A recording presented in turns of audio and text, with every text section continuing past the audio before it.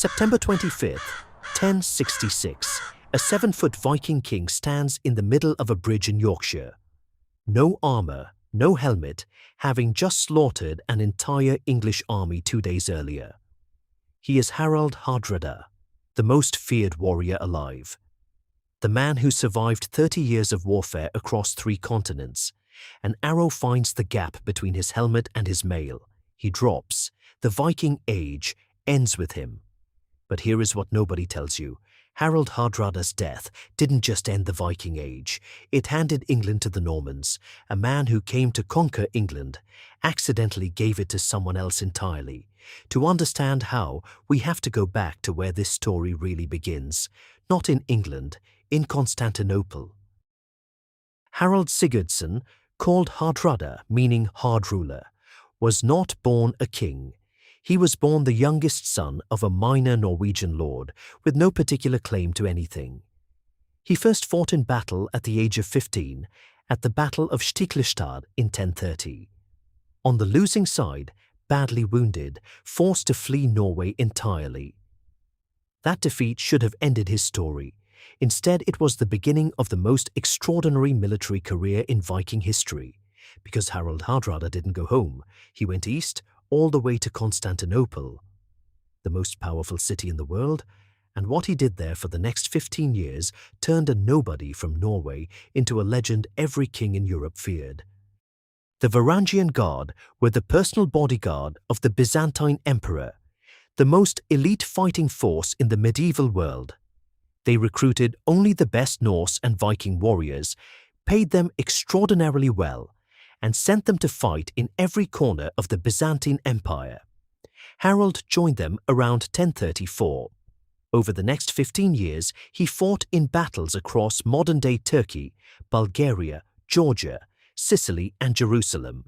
He commanded units, he won impossible engagements, he accumulated wealth that beggared belief, Byzantine gold, plundered treasure, imperial rewards. By the time he left Constantinople, he had reportedly sent so much gold back to Norway for safekeeping that it filled several ships. He hadn't just survived, he had become something that didn't exist in the Viking world, a professional soldier of fortune who had fought on 3 continents and won on all of them. Harald returned to Norway in 1046 with his fortune, his reputation, and an army of veterans. Within a year, he had forced his nephew Magnus, the sitting king of Norway, to share the throne. When Magnus died conveniently shortly after, Harald became sole king of Norway. He ruled for 20 years. He was not a gentle king. HARDRADA, hard ruler, was not a nickname given with affection. He consolidated power through a combination of military intimidation and economic dominance, used his Byzantine wealth to fund a navy that controlled the North Sea, and spent a decade in an inconclusive war with Denmark that neither side could win. By 1066, he had a kingdom, a fleet, and 20 years of frustrated ambition. And then an exiled English earl arrived at his court with an offer that was too good to ignore. Here is where I want to stop and ask you something, because historians genuinely disagree on this. Was HaraldHardrada a military genius who made one catastrophic mistake? Or was he always going to overreach, a man whose entire career was built on being the biggest threat in any room, finally walking into a room where someone was bigger?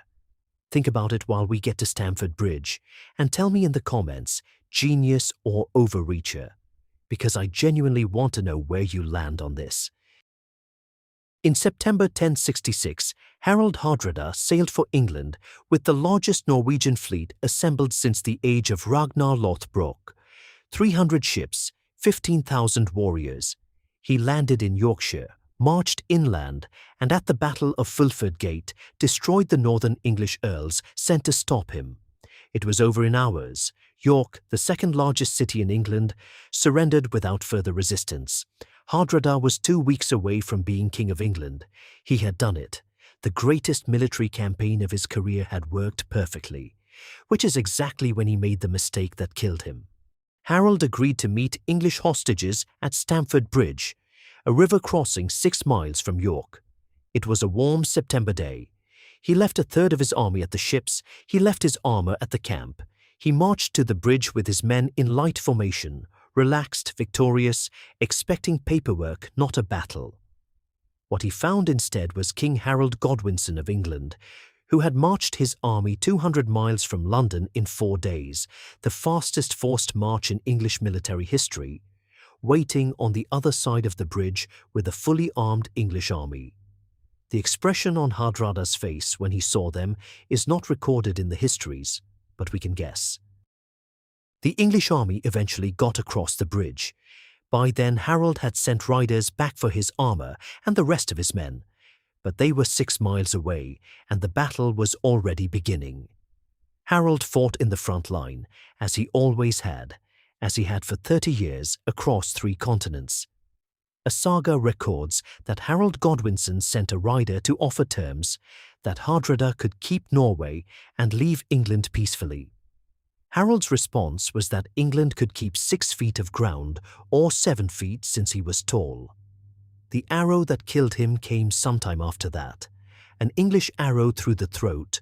The greatest Viking warrior of his age died the way he had lived, at the front, refusing to step back, on unfamiliar ground without his armor. Harold Godwinson won the most complete victory of his career. He had 3 days to celebrate before William the Conqueror's ships landed at Pevensey. Here is the dark psychology of HaraldHardrada, and it is a pattern that appears in every great leader who has ever fallen at the height of their power. 30 years of being the most dangerous man in any room creates a specific kind of blindness. You stop being able to accurately model threats because your entire experience tells you that threats yield to you, not the other way around.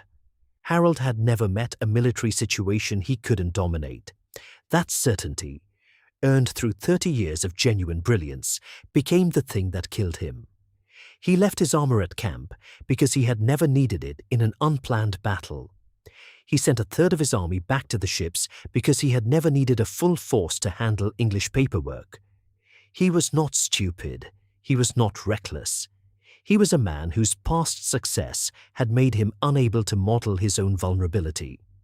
The most dangerous enemy HaraldHardrada ever faced was 30 years of winning.